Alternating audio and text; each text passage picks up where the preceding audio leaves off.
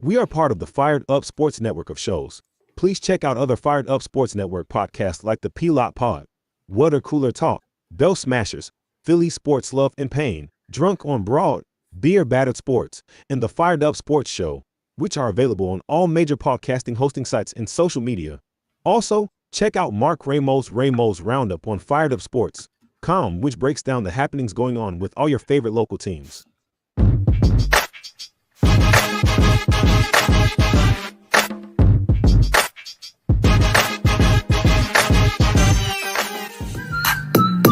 Philadelphia Eagles are Super Bowl champions.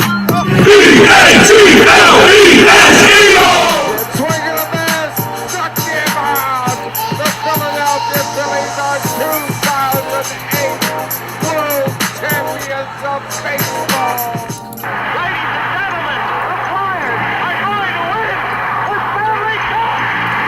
The Flyers win the Stanley Cup for the lead.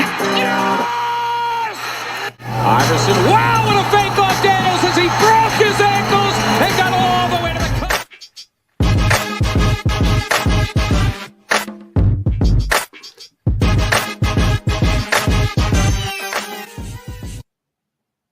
All right, well, we are really drunk this morning on the Phils.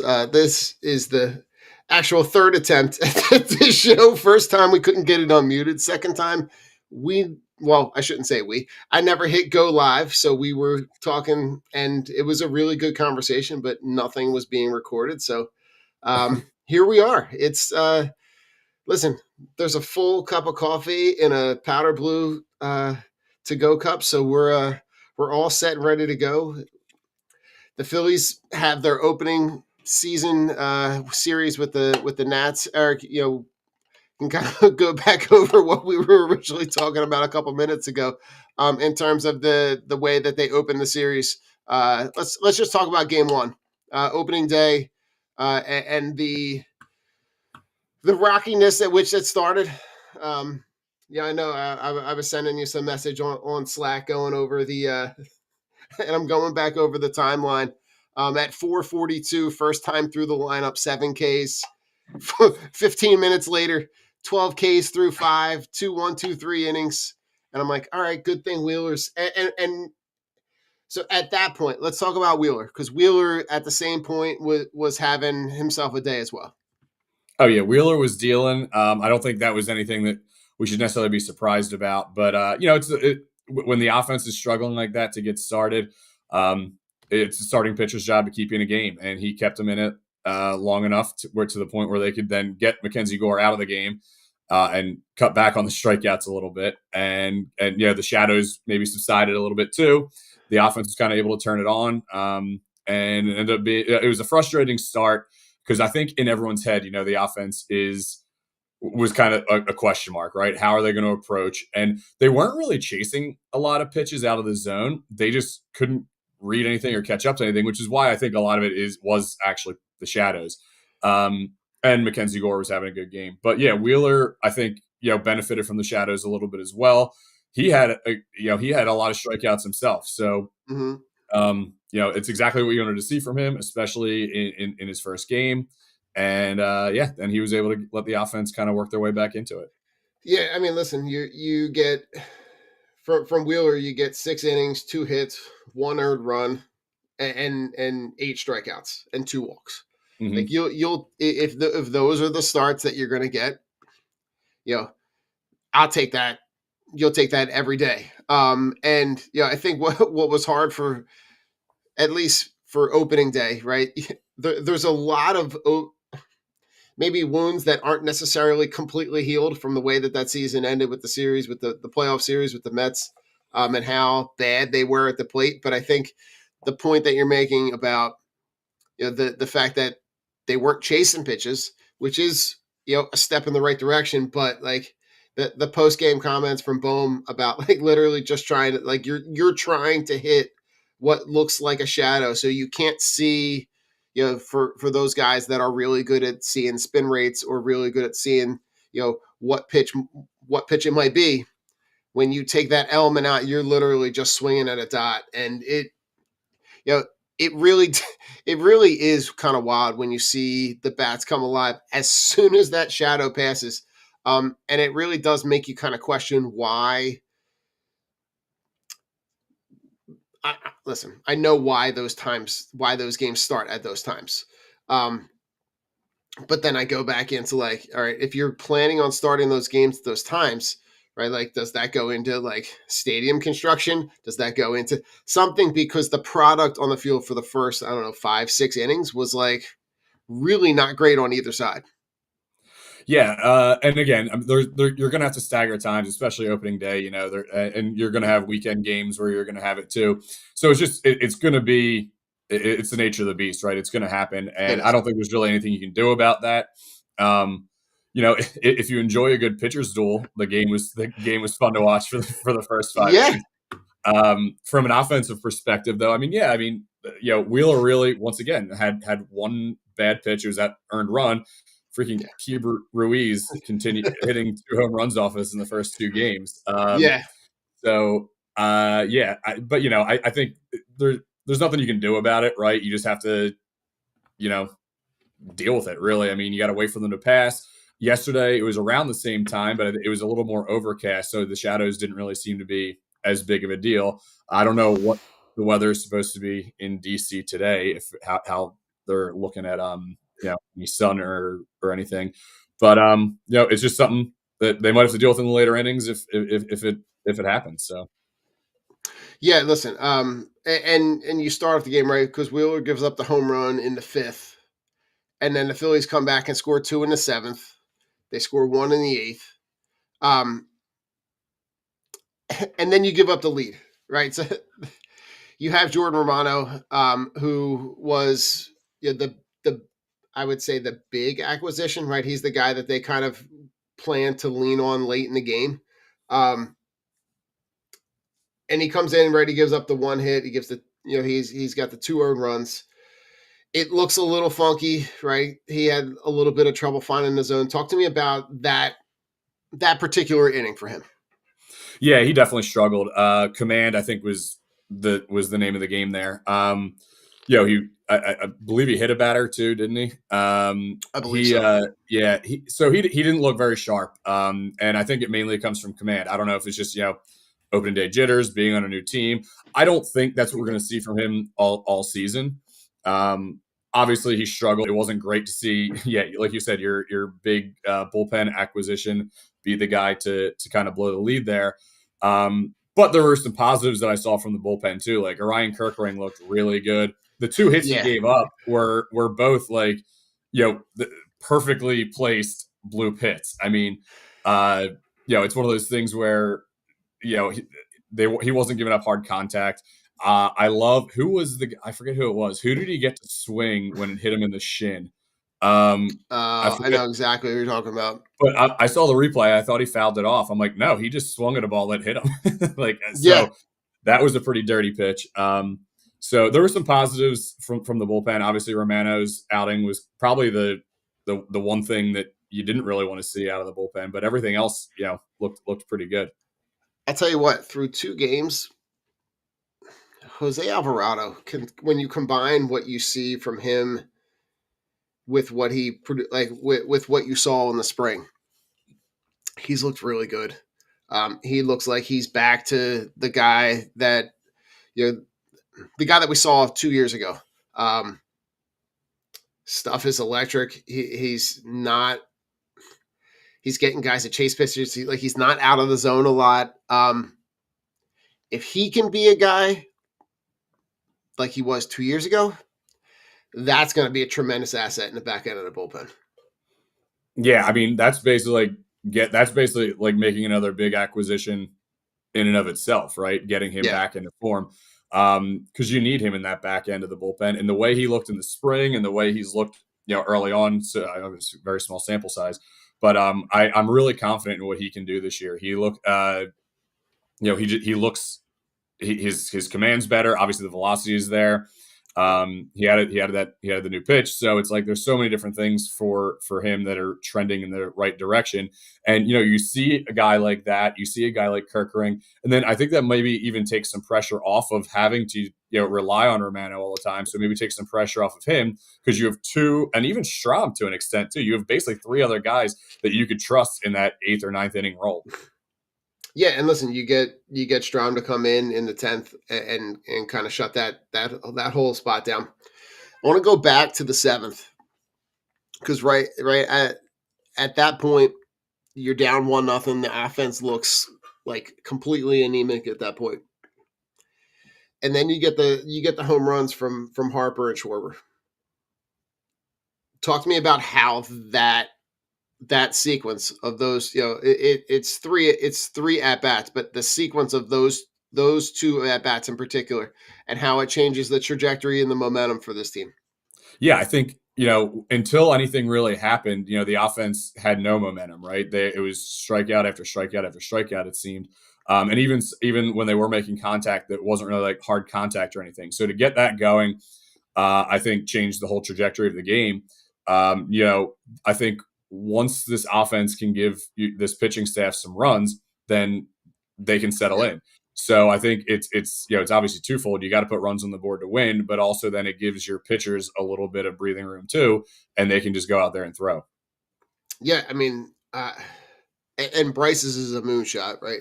Yeah, 465 feet. And for to be able to, you saw a little bit of what could happen by pushing Schwarber back to that 4 spot, and him being able, you can envision, with Bohm hitting in between Harper and Schwarber, and Bohm being a guy that, and we saw that on Saturday, a guy that can hit the ball in the gap, and we saw a little bit, in the 10th when he gets the extra base hit, the ability for him to hit behind guys that are getting on base kind of shows you the sequence of like the difference between him batting leadoff and having to rely on the guys at the bottom of the order getting on versus the guys that you can feel like are more trustworthy to to get better at bats and be on base when he's coming up, when he hits behind Harper and Bohm. Yeah, I mean, so it's actually funny. So he has 2 home runs in 2 games, and the one where he's hitting cleanup was a solo shot, and his when he was hitting leadoff, it was a 3-run bomb. So it's kind of it's kind of funny, but it's good to see that he's being productive out of both spots in the lineup. Yeah. And I really do like the idea, especially for Harper and Bohm's sake, to get more pitches to hit because you have Schwarber hitting behind you.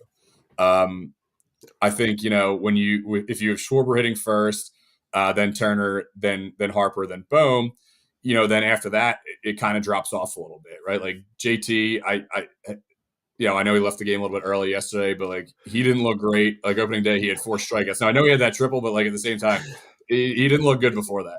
I was just about to say we can touch on that because his first couple at bats, not only does he strike out, but it looks really, the at bats look funky. Now, like he does get the triple in the 10th to kind of, it does give the bullpen that difference of being up 5-3 versus 7-3 is a huge spot, and for him to be able to drive the ball to the complete opposite pole, and being a guy who can still run and be able to kind of push the needle in terms of like being able to hit the ball in the gaps and down the lines to be able to get the doubles and triples.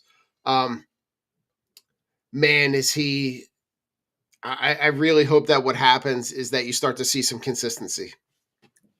Yeah, that's all you really need. Like we don't need him to be, one of our top 4 hitters necessarily. We just need him to be able to put together good at bats. And I think, even from a catching perspective, you just, as long as he's good behind the plate, and obviously the pitchers like throwing to him, I'm not super worried yet. But going back to the lineup part of it, I think where he's hitting, too high up in the lineup for what we're getting from him. And even going back to last year, I'm like, I think you could probably move some things around there. But yeah, Mhm. it's worked so far. So like no real complaints. I just think that later on that could be kind of an issue because if he's not hitting, then you're going to start seeing, okay, well, why pitch to Schwarber if you have JT hitting behind him in the 5 hole? But yeah, we'll see. It's way too early to really to really get on this. But Yeah. just kind of one of the thoughts when I saw the opening day roster, I'm like, maybe you flip around Casty and JT there and have JT out of the 7 hole. But we'll Yeah, see what no, happens. I think that I kind of thought the same thing, right? Yeah, I saw like, as that opening game evolves, and as you start to see, the you start to see his strikeouts start to pile up, and you're going, all right, well, this isn't going to last. Like you can't have a guy that's going to bat behind one of your biggest weapons and hit like this. You're gonna see teams start to just pitch around because they know that the easier out, and that's where I look at, like, I think you do have a little bit of flexibility now. I know they want to do the right left, right. So Castellanos is the guy who's the most likely candidate. Um, but you know Kepler is a guy that can be streaky, that can be a guy that could give you at least some. He's going to give you a major league at bat, right? He's going to go up there and he's not going to be like free swinging and swing out of his shoes. So he's a guy that you know could force pitchers to pitch deeper into counts, which could be better for the guys down the lineup, to be able to see more pitches. But man, you're going to need production. You're going to need production and protection out of that spot. Yeah, definitely. So having guys you need guys in that bottom of the order to be consistent. Because I think we know what we have with those top 4, right? Mm, Um, Harper is going he's going to be Bryce. Schwarber's going to be Schwarber. Bohm, I'd like to see consistency from for a whole season. But we've seen that he can be a really productive hitter. mm-hmm. And having him kind of sandwiched between Harper and Schwarber, I think that's probably the best thing for him Yeah, because pitchers I think are going to they respect him, but at the same time, who are you going to throw to? Are you going to throw to Bohm, or are you going to take, right, or are you going to take your chances on Schwarber or Bryce? So I think right. Bohm being sandwiched between those, I think it actually benefits him the most. Well, and Eric, I like when I'm looking at both lineups from opening day and then from Saturday, they kept that sequence the same, right? Hmm. Even though, Schwarber moves up to the leadoff spot, right? Bohm bats second, Harper bats third, right? Keeping those three together, um, there, I feel like there's something there, right? And I feel like you have the opportunity to be able to, if you can keep those three together, it really does create a good sequence in your lineup to create run production a little bit later on down the lineup.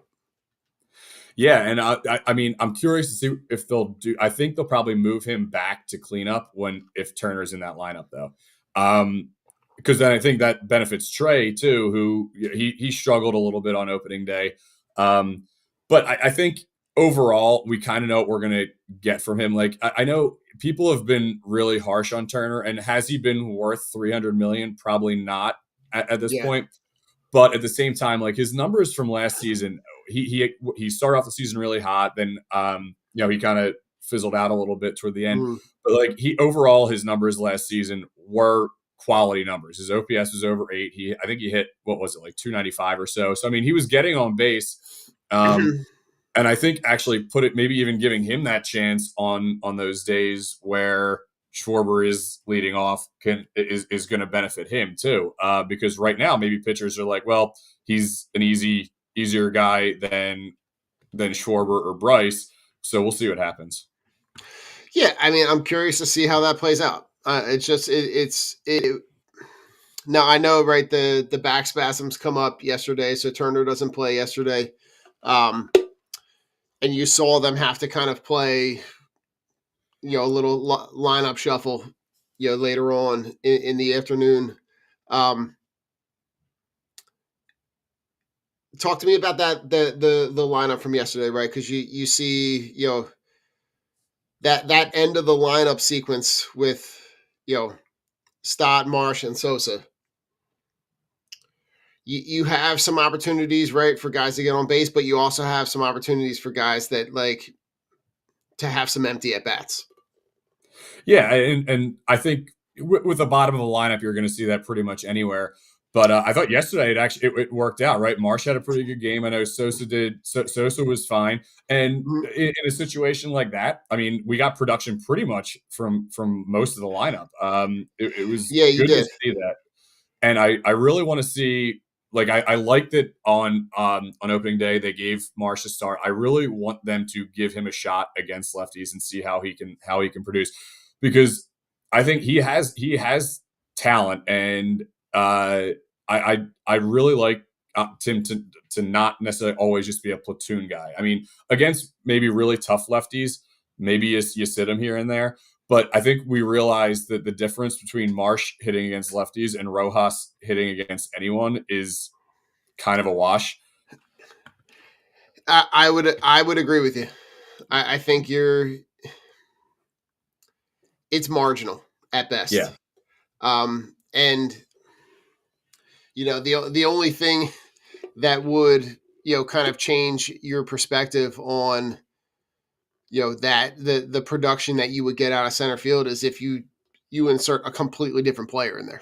Mhm. When people have obviously floated the with what's going on in the farm system and the with Aiden Miller and the position that he plays in that middle infield spot, and Trey Turner's previous history of playing outfield at different points in his career. I know that conversation is out there. I think unless that happens, which in all likelihood, if you're a team that's battling for the top of the NL and for chances at a World Series, that is not the timing is not great for that to happen. But I look at this it just kind of is what it is, and I think the only way that you are really going to see if Marsh can be not like I don't need him to be I need him to just be productive. Like I don't need outstanding. I don't even need great. I just need you to be like competent. Yeah, and I think that's all the Phillies really need out of him too, right? I mean, he's going to be more of a bottom of the order type guy anyway, but as long as he can give you a solid defense and be somewhat productive, right? Have some sort of consistency there, because we've seen it. Like he can go on torrent hot streaks. He Most can also definitely. go on really really frigid cold Right. streaks too. He is truly a pendulum guy. Right. Yeah, Is he it, is. it is very rare that he maintains status quo. Like it is either hot or cold. Yeah, and I think the other thing is, I think because of maybe just the way he looks, but he's way younger than I think we really realize. So I think a lot of like when we acquired him, I think a lot of it was still like he's kind of a work in progress. So I think we're now getting to the point like this season and next season will kind of be like, okay, what type of player is Brandon Marsh? Is he an everyday player or is he more of like a platoon type guy? But there are options out there for center field, maybe even sooner rather than later. You mentioned that the Turner possibility. I'm curious to see how the team would handle that. But Justin Crawford starting the year in AAA, Talk and to me. he had a Talk really to me good because spring. that is it's something that I wanted to get to at some point, and we can just dive into it now. I think that was intentional Yeah. for them to because they very easily could have gave him. He's going to get a very similar experience in Double A in Reading. Hmm. The competition level from Double A to Triple A is not a huge jump in terms of like the talent pool. The guys at both levels are fairly competent to each other. The idea that you put him in AAA sends a message that position is, and if you can, the position's there to be had. And if they start to see a lack of production from the guys that are here, and they think that by inserting him into a lineup where he can slot into that same spot, right? He's not coming in and he doesn't have to bat third and be, uber productive in the middle of your lineup, to just be that. And again, I know it's kind of a sore subject, but it reminds me of like a Braves-ish type move, like the guys that they have kind of stashed in their farm system, just kind of waiting in the wings. When the Braves bring up guys and these guys are super young, but they end up being really talented and really productive, I feel like you've got 3 of those guys. Yeah, I think so too. And I think, like you said, I think putting him in AAA is definitely intentional. I think he's only 21, so being 21 and playing in AAA already is pretty, it's pretty telling what the organization thinks of him. And he's been one of those prospects where I feel like, like Painter, general consensus, he's going to be really good. Miller, general consensus, everyone, all the different prospect ranking sites and organizations all kind of rank those guys 1 and 2 in the system. Whereas Crawford is kind of all over the place with some of these rankings, but I think the organization values him way more than maybe even, than some prospect ranking sites or even other organizations do. And I think we saw some of that in the spring. I mean, you're going to get solid defense out of him. The guy can fly. And he's starting to, like, before, when he was in single A and even double A to an extent, he was getting on base, he was getting hits, but a lot of it was like weak contact or singles or little slap hits the other way that he's beating out in the infield. But we were seeing in spring training, he's driving the ball. I remember there was one at bat, I forget which game it was, but it was an opposite field double off the wall. So it's like he's starting to now be able to drive the ball. I think he's getting a little bit stronger. He's developing some of that. So I think the team's looking at it like he may be ready sooner than we were thinking. But having him in AAA leads me to believe, if there's, I don't think it's going to be anytime soon, but later on down the road, if there's an injury or lack of production out of something, Yeah. I don't know if we see him this year, but I mean, I think definitely by 2026, the plan is to have him ready to go. Yeah, I think it leaves the door open, Eric, that if you have any kind of, if you have anybody that's going to have an extended injury, that might be where you see that window where a guy's going to be out 6 to 8 weeks, and you're going to need to fill that roster spot. I think getting him up here at 21 and giving him the opportunity so that potentially when those rosters expand in the fall, that he is a guy that you can add to the end of your roster. He's a guy that hits to all fields, right? He can, like you said, like put him in center field. He can probably run with Rojas. I think so, yeah. Right? So if you got a guy that can run with Rojas and play defense on the same or comparable level, but is going to give you better at-bats and better production at the bottom of your lineup, I mean, I'm not breaking any news here, but you don't have to do special things to outdo Brandon Marsh and Johan Rojas at the plate. Not really, right? And I think, with Crawford being there and with Marsh getting even some at-bats against lefties at this point, I think the writing's on the wall here with what is going to happen with Rojas, right? It seems like he had his chances and he just didn't really evolve as a hitter, really. Obviously, his defense is great, so having him there right now for like a late inning defensive replacement, if you need him in any spot in the outfield, is good to have. Or you could even, if you're looking for a defensive replacement, you shift Marsh to one of the corners and you put Rojas in center, whatever they want to do. But I think, with Crawford being there and with Marsh getting at bats against lefties, there's not really much other role for old Johan there.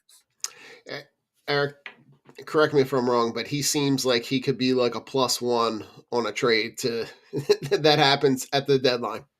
Yeah, I mean, he could still be valuable to some teams. And I think, the reason the Phillies still hold some value for him is because out of all of their areas from offensive production and even in the lineup, your outfield is probably your weakest asset. Yeah. So I think that's why they're holding on to him. But if they get a sense that Marsh can hit lefties or Crawford may be ready to go come September, then yeah, I mean, then maybe at the deadline he is kind of one of those guys you throw in, because a team like you look at teams. I'm not even saying just from a center field perspective, but from some of these teams that don't have any real playoff aspirations, he's still cheap.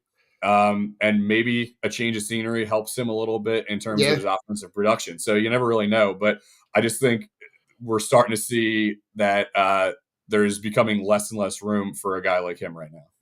Yeah, I mean, he seems like he could be a potential Blue Jays center fielder. Yeah. Be reunited with Hoffman up there.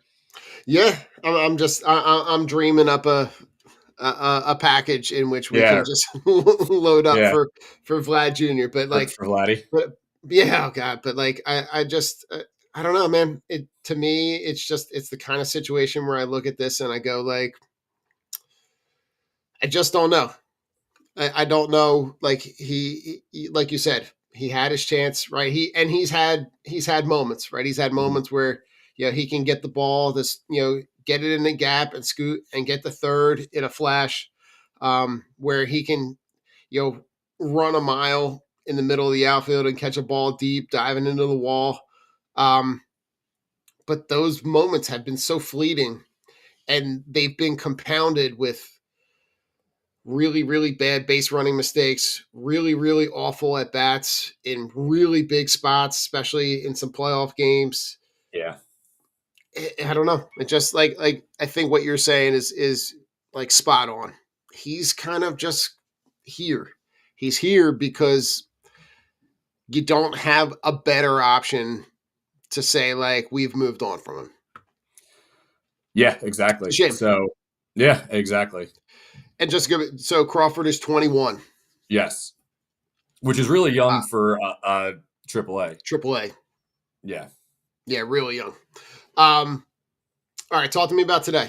So today you're going to get your first glimpse at Nola, right? They break up the right left, right? You saw Wheeler in the first game. Oh, talk to me about Luzardo, right? We didn't even touch on Luzardo yesterday. Luzardo had a really, really impressive debut. Kind of had some bumps early on in the game, but pitched really, really well. Yeah, I mean, I don't think you can argue with an 11 strikeout performance, right? He had again, Keibert Ruiz was really the only thorn in his side there, hitting that 2-run shot. But he essentially had one poor pitch, and that was the one that was taken out. Other than that, I mean, early on, right, he had maybe a little bit of command issues because his pitch count was a little bit higher than maybe you'd want to see it. But overall, I mean, if that's what you're going to get from a guy who's acquired to be your number 5 starter, we're going to take that all day, every day. Yeah, I mean his 11 strikeouts are tied for second most by a pitcher in their debut with the Phillies.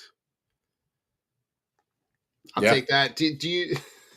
Garrett Stevenson. I was going to say I saw the tweet. I saw that on Twitter yesterday, and I was looking. And I'm like, I went back because I remember for whatever reason I'm like Garrett Stevenson did not necessarily leave the Phillies on great terms. I remember him and Kurt Schilling had some words. Like it was the 97 Phils, man. The 97 Phils. Good God. That was a bunch right there. Yeah. Woo. But the tweet that I had bookmarked was from Todd Zalecki. Right? The 12 or the 11 Ks in a debut is tied for second most with Jim Bunning. Yeah. In 1960. But Garrett Stevenson holds the record in May of 1997 with 12.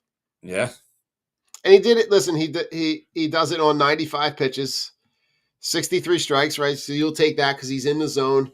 And he did, and that what's even more impressive with that is that he did have the command problems early, right? And then you saw him, he gives up the 5 hits, the 2 earned runs, but only 2 walks, right? So in a stat line where you get 11 strikeouts and 2 walks, you take that every time. And I do like the idea of their ability to be able to break up Nola and Wheeler. Yeah, I mean, I think you have to from a just throwing 3 lefties in a row perspective, assuming once Ranger's healthy. But yeah, so I was very happy with what I saw from him. I mean, coming in over the offseason, the Luzardo trade to me was the most exciting move that they made, and I don't really think it's particularly close. No, not at all. Because I think a lot of people didn't necessarily know a lot about Luzardo, and they went back and looked at his stats from last year when it was kind of an Yeah. injury-plagued season, and people were like, well, he's not that good. But if you go back to 2022 and 2023, the guy has shown some potential. And I love that they have him this year and next year, and they can figure out what to do from there. But I just overall, I absolutely love that move to just bolster this rotation and make it. To me, it's the second best in the National League. Yeah, and listen, depending on how some other things play out, right? Because you know that they're going to kind of tinker with this roster throughout the year. The best thing that this team can do is you can combine this pitching staff with this lineup, and it really does put you in a 1-to-1 with the Dodgers. As much as the Dodgers kind of loaded up on anybody and everybody that would, get within earshot of them, I think you have built a really, really strong, competent, and competitive roster to be able to battle them. And I like the way that this lineup is constructed for a series rather than a season.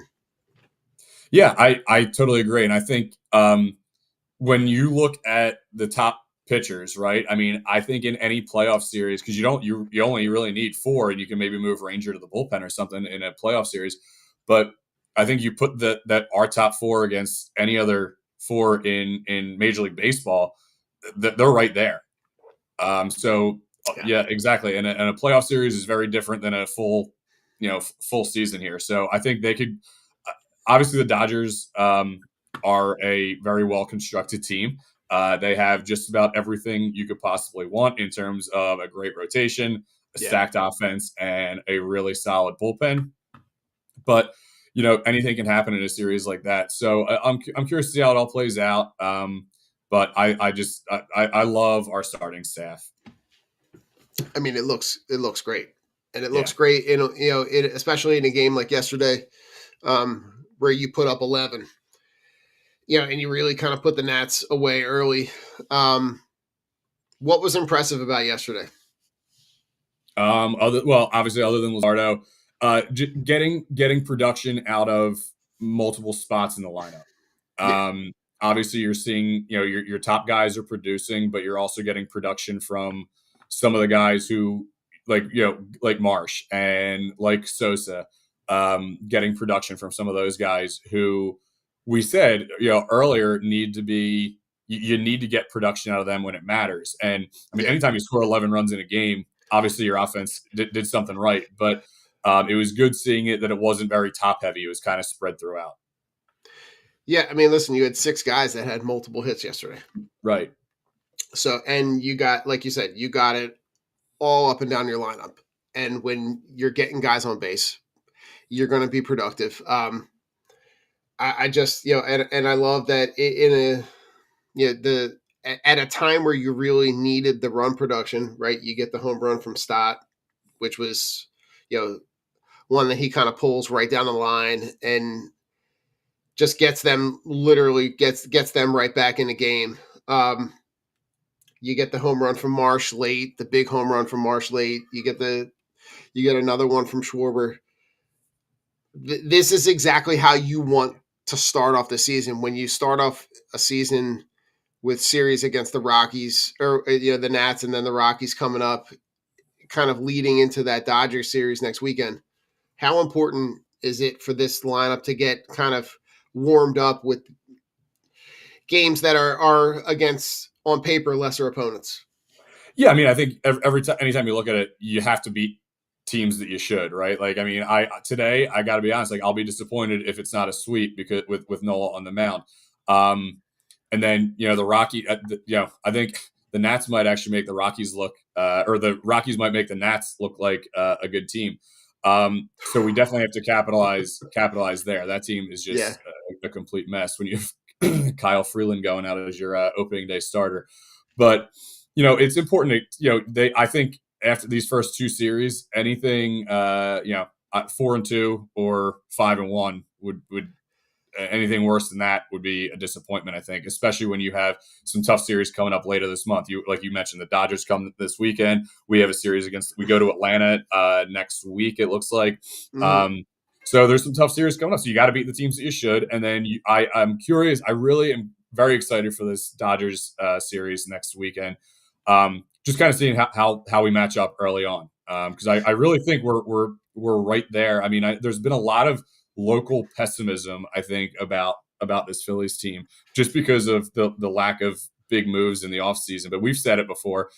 In one of our off-season shows, you can't go out and get every big name free agent. Well, I guess one team can, but most teams Listen, can't.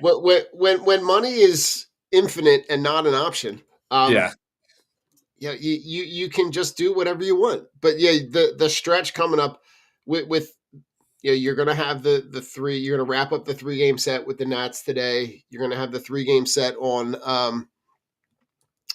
That's going to wrap up with Colorado on Thursday. The stretch after that is going to test you a little bit, and it's going. I love the early test against I love getting the Dodgers at home early. yep. But the hard part is, Eric, you're not going to see them again for the rest of the season until later in September. And I'm like, I would love to see like a summer series, like just so you can get that barometer, just so you know where you are. Because like right now, both of those teams are kind of working out the kinks a little bit. Later on in September, both of those teams might have spots wrapped up and not be really playing for anything. So it's kind of like I would love to see something in the middle of the summer, even if it is out there. But after that 3-game set with the Dodgers, right, you're going to go to 3 at Atlanta, you're going to go 3 at St. Louis, and then you're going to come home and play 4 with San Francisco. So you do have a good, like, you've got a tough stretch early that's really going to test you. So I'm curious to see how they look at the end of that stretch, like in the middle of April. Yeah, I agree. I mean, I think the Cardinals should be a team that they should handle pretty easily. I would think if they're playing consistently. But And things the are Giants, always weird. Can we agree that things are always weird in St. Louis, though? yes. And the other play. Now you said I know it's the Giants are coming to Philly, but I hate when the Phillies are out there. I remember seeing a stat. I forget what the exact stat was, but just they are awful out there at. Is it still Oracle? Is it Oracle Park now? Oracle. Oracle might be. Is Oracle the? Is Oracle the? Is that the Warriors? I feel like that's the Warriors spot. I don't know. But yeah. Anyway, it used to be AT&T, but I feel like they changed the name. Anyway, they don't play well in San Francisco, and you're right. Things can go weird in St. Louis too. But the 2 series I think that I'm really looking forward to seeing are this Dodgers and then that Braves series. But yeah, I mean, you never know. Things can happen. But I just really want to see how we kind of match up with those 2 teams. Yeah, I mean, I think when you look at the way that they match up today, I think you're seeing the ability to be that you're going to have the ability to be able to win a lot of series based on the way that your pitching lines up. Talk to me about that 5th starter spot, because you get the Ranger Suarez injury early, right? So that elevates Taijuan Walker to be able to, he looked like Taijuan Walker in the spring. How important it is to get Ranger back early. Yeah, I mean, I think the nice thing is it looks like with the off day on Tuesday that they could probably skip the 5 spot once at least. Because the less you have to throw them out there, the better. It's funny because over the in the beginning of the spring, all the word was, oh, Walker looks good, his velocity's up, and everyone was being very optimistic. Obviously, the team's not going to sit there and crap on the guy, but he definitely came back to earth, giving up a ton of runs at the end of the spring there and looking like not the guy you want to see necessarily in your major league rotation. But at the same time, with Ranger and it being another back thing and back things being really hard to predict and kind of manage, I also don't want them rushing him back for, games in April. If we blow 2 games in April because it's Walker, well, I know, it might come back to bite you later on, but at the same time, it's like, I'd rather have a healthy Ranger for a longer duration than worrying about, 2 Walker starts. But I hear you. Yeah, because he's not scheduled to start until April 3rd. yeah, It's the third game in that Colorado series. So listen, better off starting him against Colorado than if he started against the Dodgers. They might put up 3 touchdowns. I might bet the over on that one. I love it, man. Because like I just talk to me about as you're watching the game and it's early on and we all live the triumphant season of the Eagles. Talk to me about the Eagles' chance in DC. Now, listen, I know it's in DC, and when we're winning, it really does sound. It's wild to say this, but it really does sound like a home game down there. I'd be curious to see. I saw people, the vendors that are normally selling gear for the home team, are selling Philly stuff outside the stadium. Talk to me about where you are with Eagles' chance at Phillies games. So I'm a bit of a curmudgeon in this regard. And okay, so am I. Yeah, okay. So obviously, love the Birds. Very happy they won the Super Bowl. But now down in DC, I don't mind it as much because I think they're rivaling the Nats' chance. That's what I heard anyway. So it's like, okay. If you're trying to stick it to an opposing fan base, I'll allow it. But when they come back to CBP, there's 2 things at a baseball game that make my skin crawl. One is the wave. I absolutely cannot stand the wave. It needs to be banned. And right second is hearing Eagles chants when the Phillies are a World Series contender. It's like, and I know the players don't take it this way, but to me, it just looks like that they're putting the Phillies on like as like a second rate thing. Now, if we went back to the 97 season, right? and I heard an Eagles chant there. Okay, yeah, maybe show the organization they need to do something to step it up a little bit. But right now, I mean, you look, there's 4 or I'm not including the union here, but I'm talking about the 4 kind of longer term original sports teams here. Sure. There's 2 of them that are in a really good spot, and 2 of them, one of them in a really, really, really bad spot, one in a still kind of working out the kinks thing here. So to me, it's disrespectful to the organization and to the players when you're there putting another team on a higher pedestal than where you're at that moment. Yeah, listen, I'm right there with you, and I got some fun stuff for you in terms of like going back to give people a little bit of perspective, because this to me is like, and listen, I see this because I saw the someone took a screenshot from a Reddit account that's a Nats Reddit account that says we can't let them take over our own ballpark like that. It's demoralizing. While I would love to get revenge by buying up bunches of tickets so that we ensure the Philly fans aren't there, I don't have that kind of cash. I just need to not hear any of those fucking Eagles chants in next time. And I get it. But I think at a home game, now, especially with DC and the way that the NFC Championship game went, and you might want to, it's your opportunity to stick it to them again at home. I mean, this team is a top 5 team in baseball. Yep. This team is not like a middle of the road. I don't need it. I don't need it because I don't need to remind anybody. Everybody knows. Everybody was here. Everybody experienced that Eagles journey, and it was wonderful.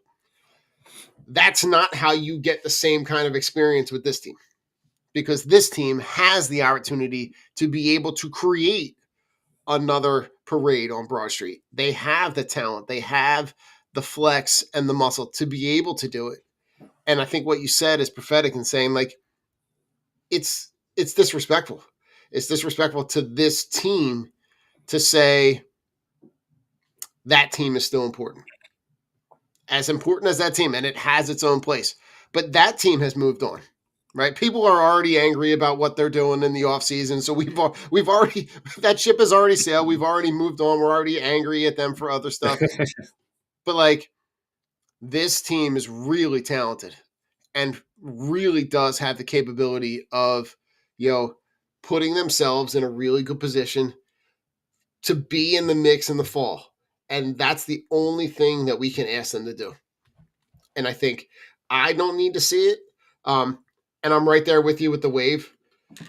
There's nothing more annoying than being at a game and everybody around you is doing the wave. And I'm like, I have absolutely no interest in this at all.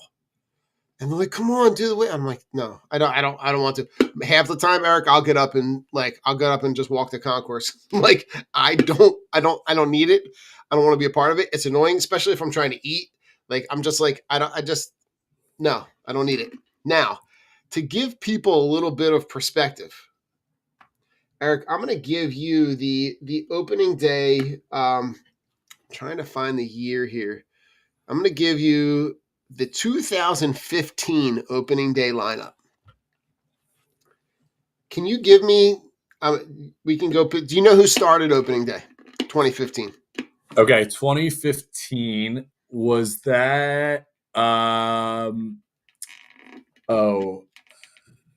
I'm trying to think. That wasn't. Was that the Charlie Morton year? Mm, No, who was it? it was Cole Hamels. Oh, that's right. 15 was his last year. That's right. Yeah. 15 was his last year, right? So, in left field, leading off. Left field in 15, leading off. Diminutive left fielder.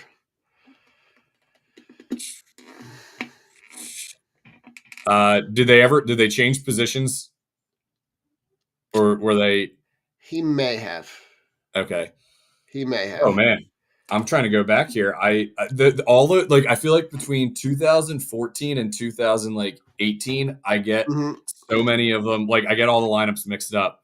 Who was it? It was Ben Revere. Oh, Ben Revere, right? Okay, he All was. right. Yeah.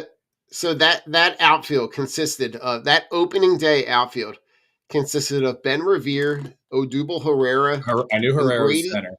and Grady Sizemore. Yes, in his very Right. short stint as a Philly.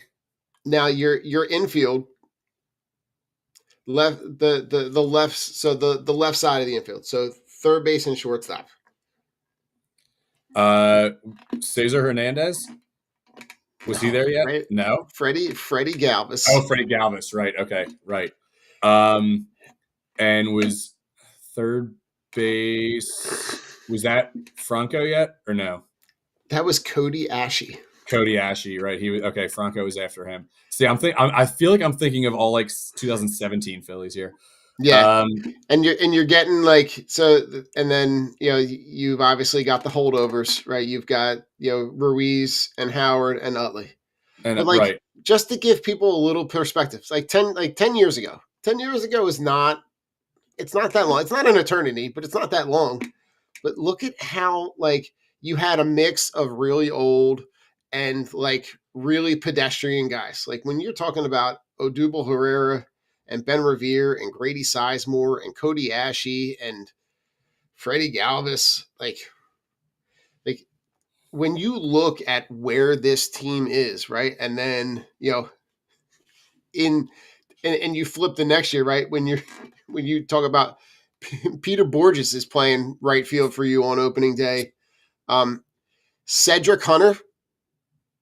I don't even remember that. Nope, don't even remember that. And Odubel Herrera, right? You still had like you had Cesar Hernandez. You still have Freddie Galvis. That's the Jeremy Hellickson starting lineup. Okay. Like, and like even to go to 2017, right? Howie Kendrick starts in left field with Odubel Herrera, Michael Saunders. Yeah. Like, I need people to have a little bit of a perspective here that like this team is really, really good. Yep. And they have the opportunity to do some really special things. And I think we can't take that for granted, but we also can't and this is my PSA for Phillies, and I won't follow it because I didn't already follow it because I was doing it on opening day. But we can't take every game like it's an Eagles game. There are 162 games. There are going to be some games where you might have to listen on the radio. You might not be able to watch every game. But every game is not a do or die. And that's where, like, you have to take these games in stride. You have to take these games with a little bit of perspective. And I think, when you take a step back, I think you're going to see, I know we're only 2 games in, but Eric, where do you see this team kind of finishing record-wise at the end of the season? So I'm looking at them being right in I think it's going to be a dogfight between them and the Braves for the NL East. I think the Mets are going to be right there, probably as maybe getting as a wild card team. But I think we win, 91, 92 games. I think we're going to be right around that mark. It seems like every year, the team has hot streaks and cold streaks. I'm just hoping that the slump and the cold streak doesn't happen the same time it happened last year.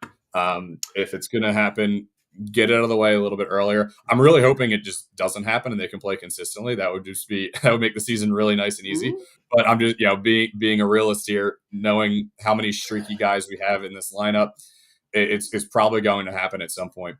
But I still think, the starting staff is so good. You have so many, you do have a ton of solid players in your everyday lineup that are going to win this team game. So I'm still we still win above 90 games. And I think we either get we either win the NL East, or if we come short of that, I think we get that first wild card spot. Yeah, I think I'm kind of right in that same boat. I'm somewhere between 90 and 93. I think you have an opportunity to be able to, I really do think that at some point during the season, the Mets are going to Met. And, they're so top heavy in their lineup. And trust me, like I get it. They have talent at the top of their lineup, but their pitching staff is not great. I think that your biggest competition in this division is really going to be the Braves, because the chances that you get another season where the Braves have as many injuries as they do and they struggle as much as they did is not super likely. Right. So I look at this and go, you're really every game against the division, like a division opponent, especially the Braves. Like the Braves game to me almost count for 2, mm-hmm. right? Like those games are going to be, not for nothing, but like when you see the Braves start off and they've yet to get a win this year. The more opportunities that you get to create separation between yourself and the Braves, you have to take advantage of those things. And I really do. Now, in terms of, is there a guy in the lineup that you think has a bust out year? Yeah, I really think Stott bounces back and we see a really nice season from him. I think, his 2023 was really good. And last year I thought he was going to have a breakout year, and it kind of went the opposite way. Then the news came out later about, the elbow stuff. So I don't know how much that was fully impinging him, but I'm looking at Stott to have a really big year. And I'm also looking for, now maybe not like a breakout year, but I'm also looking for Max Kepler to surprise some people. I think people looked at him also with his last season stats that weren't great because of injury. But again, he's a 10-year vet, and you don't do that by accident, right? Like he's a good player. He's going to give you quality major league at bats. Is he going to be a 40 home run guy? No. But he's a veteran who knows how to play the game. Yeah, I think the guy for me this year is Bohm. Bohm. I can see that. The guy. Yeah, Bohm is the guy for me that I'm looking to have. Like, yeah, and you look at the last time, like he has the off season, trials and tribulations of, kind of knowing that he was on the trading block. He had his name being passed around, and essentially the league said no thanks.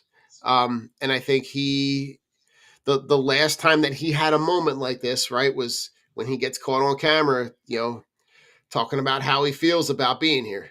And and that whole moment kind of came full circle, right? So and I don't want anyone to take that kind of out of context, right? He took that moment for what it was, and good for him, came back and talked about the perspective that he was talking about.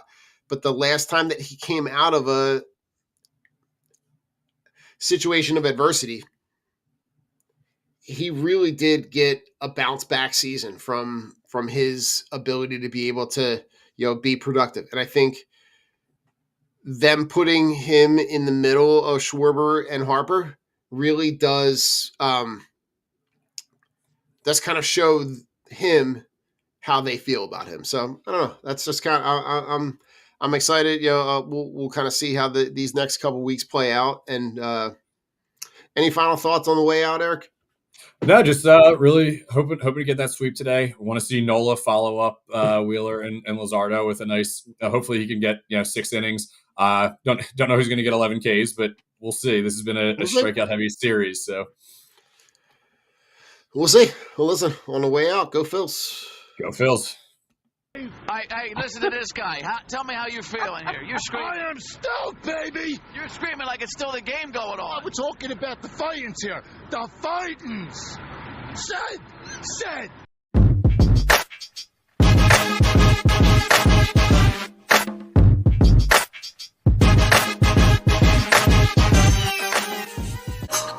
The swing of the miss, struck him out.